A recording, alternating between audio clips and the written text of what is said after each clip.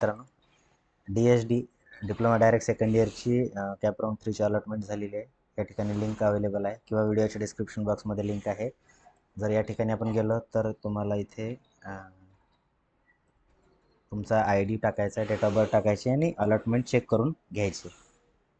ठीक आहे. या ठिकाणी डेट ऑफ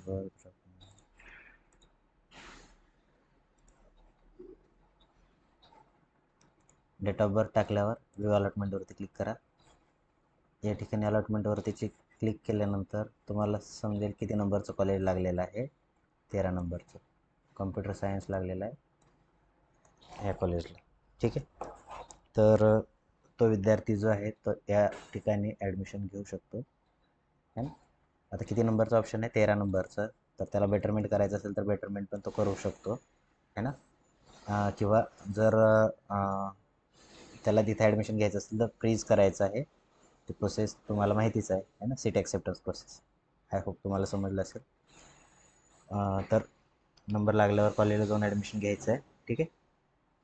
भेटू आपण नेक्स्ट व्हिडिओमध्ये. थँक्यू.